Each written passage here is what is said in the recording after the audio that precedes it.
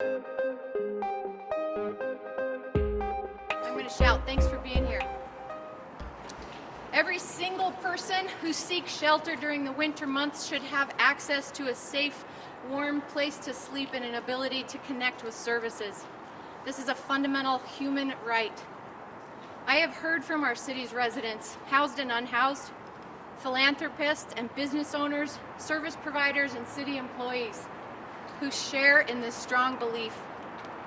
For weeks, my team and I have been working on options in coordination with our city council, city staff, service providers, Salt Lake County leadership, and our state partners for temporary overflow shelter. Today, on day 11 of my administration, I am proud to announce that we have a plan. And within the next week, we will be expanding the number of beds available to our unsheltered neighbors.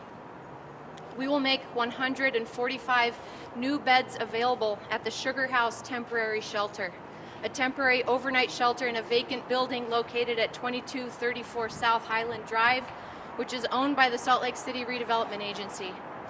The Wiegand Center at 235 South Rio Grande will continue to function as a day shelter and the central hub for homelessness services. However, it will no longer function as an overnight warming center. Instead, transportation will be provided to the Sugar House Temporary Shelter from the Wiegand Center in the evening and return back to the Wiegand Center in the morning to connect with services, making the Sugar House Temporary Shelter available only overnight. The Sugar House Temporary Shelter is a provision for this winter only through April 15th, 2020, just as St. Vincent's is, as we work with all providers and stakeholders to plan for the growing needs of permanent housing and supportive solutions for our unsheltered population. This addition to our current resources represents an evolution of successful and highly functioning system. Our homeless resource centers are working, and people are taking advantage of their services to the highest degree. But our ability to truly serve the unsheltered population relies on our ability to be agile and to work dynamically to serve evolving issues, emerging issues. We commend all of our partners for coming together and doing just that. While we know that we're yet again asking Salt Lake City, and in particular residents and businesses in Sugar House, to take on this critical humanitarian effort, I am confident that our community will do this with compassion and with understanding. I want to thank our community partners, well, the Salt Lake City Council first of all, the Salt Lake City RDA, the Department of Workforce Services, Shelter the Homeless, the Road Home, Volunteers of America, Catholic Community Services, the American Red Cross, and other service organizations, Salt Lake County Mayor Jenny Wilson and her amazing team, the Salt Lake City Police Department, the Utah Highway Patrol, the Church of Jesus Christ of Latter-day Saints, and state leadership, in particular Lieutenant Governor Spencer Cox, for coordinating with us to find temporary winter shelter before anyone seeking a warm bed loses their life to freezing temperatures. Monday is Martin Luther King Jr. Day. Dr. King once said, "The time is always right to do what is right." And today, finally, after many weeks of effort, we find ourselves in that moment, and it's time for us to come together and to help make a safe and welcoming space for our unsheltered neighbors. If you can, please take action by donating to homelessutah.org. And for more information, you can visit our website, which will be on the flyer. I'm going to turn the time over to Councilmember for District 7, Amy Fowler. Thank you, Mayor. Yet again, I am proud and grateful to be a resident of Salt Lake City. And I am proud and grateful, in particular, to be a resident of Sugar House. And I say that because I have seen the faith of our residents in making sure that every person that we possibly can will have a warm, safe place to sleep during these winter months. I have seen Mayor Mendenhall and our partners, our city council members, members of the county, work tirelessly over the last week, day in and day out, to find a place where we can ensure that people are safe and have a place to lay their head. I reached out to a lot of my constituents and people within the neighborhood, and I asked, what would you do for our unsheltered? And every single person that responded said, we have to find a place to make sure that there are beds for someone to be warm and safe and get a good night's rest. And we did that. We were lucky enough to have a building that is operable for people to come and stay the night. You know, I think about every night when I go to bed, I have a warm, safe bed that I crawl into and get my covers wrapped around me. And it's the one thing, and I think everyone here would agree with me, it's the one thing that you're so tired. You've done all the work all day long. You've run around, you've had kids and things and all of the errands that you have to do and the responsibilities. And you lay down and you know that you're warm and you're safe and you can rest. And that rest allows you the ability to get up and do it again. We owe it to our community members to help them get that rest, to help them feel safe and warm during these winter months. I am proud to be a Salt Lake City resident, and I am proud to live in Sugar House for the actions that this community is taking to protect all of our communities. At this time, as we're celebrating Martin Luther King, it's a time of compassion and it's a time of service. And I would call out, as Mayor Mendenhall did, to our community members, see what you can do to help our unsheltered communities, sit with them, break bread with them, have empathy. I thank you all so much and all of the hard work that has been put into this. I know that this will be a success for our communities. Thank you. Now, I don't know if you can tell, but we've been working pretty hard and fast to get this up and running as fast as possible. I can't thank the partners enough. I know that there is a FAQ sheet that has been produced. There's a website that is up probably as of this moment with that frequently asked questions and some links to resources and ability for the community to donate and participate as volunteers. And we have a lot of those service providers. Jonathan Hardy from DWS is here. Of course, Chief Brown is here. Preston Cochran from Shelter the Homeless Board is here. I believe that our county partners are here. Catherine Fife is here from Salt Lake County. Thank you for being here. Salt Lake City's housing and homelessness team is here. So if there are questions, we'll come down and we can break up and answer questions for the media if you have any, okay? Thank you.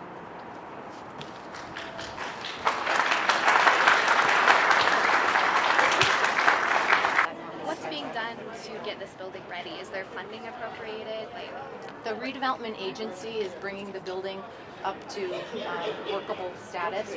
We're fixing a boiler right now. We'll be clearing some exits, making sure that the building is secure and warm for people. The American Red Cross is providing cots for us, donating those to the city.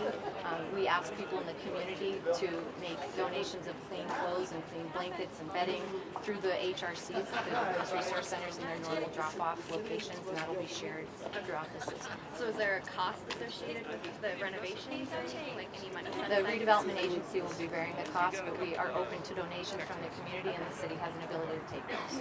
What that cost is right now? I don't. It's actually just Around 5,000. Does that include transportation? Oh, around just- $5,000 it's is just to get the building up to livable standard. What about the transportation between all of the various resources? We have had a couple of donation opportunities that have recently come to us, so we're not ready yet to disclose whether or not those partnerships are going to be able to happen. We absolutely want to take advantage of all of the in-kind services that are being offered, so I believe that we'll be able to do that. I was talking to a tenant ahead of this press conference who thought he knew where it was going to be, and he said he used to rent in that building and he was concerned about electricity and accommodations inside the building. He said it had heating problems, electrical problems. Will you be addressing all of those? That's what we're addressing as we Okay. speak. Okay. All right. And then have you worked with state leaders? I know they were trying to say that their model that they're working toward with the warming center would work. And so why are you guys going this direction now? We are, the state leaders are standing behind you. We've absolutely been working with our state partners. And the homeless resource centers are operating at about 96% capacity every day.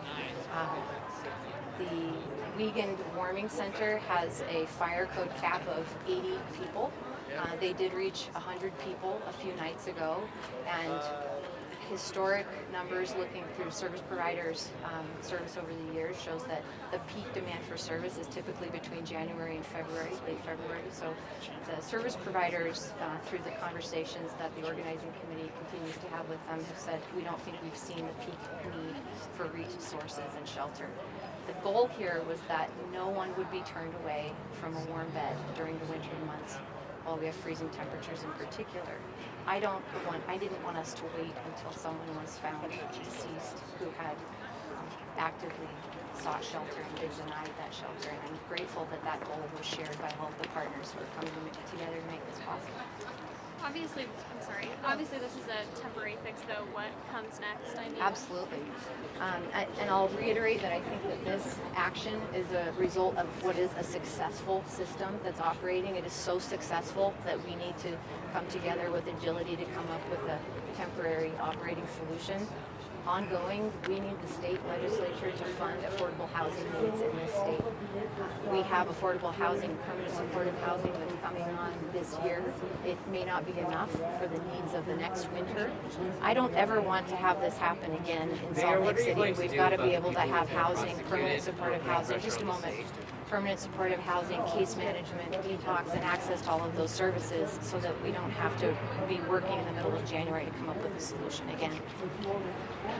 I had a question for you. Is what is going to happen to the protesters that put pressure on the state directly that did highly influence the public's opinion on this? And where is your stance on this now? I have not had any updates as we've been working on the shelter conversation about the status of the people who are engaged in the protest. Not yet. And your question? Yes. So can you kind of go over what the proposal is or what's going to happen within this next week again? The 145 beds, where it's going to be located, what's going to close, that kind of thing. So it is happening. It's not just a proposal. And it's been an incredibly collaborative effort with service providers, the state, the county, and other service providers beyond those who are normally functioning in the homeless resource centers. We have looked to find the most immediate shelter option that we can, and that has been an existing building. So this is one that the Salt Lake City Redevelopment Agency owns. It's the former site of the Sugar House DI, which most recently was, I think, occupied by the Bicycle Center, all owned still by the Redevelopment Agency.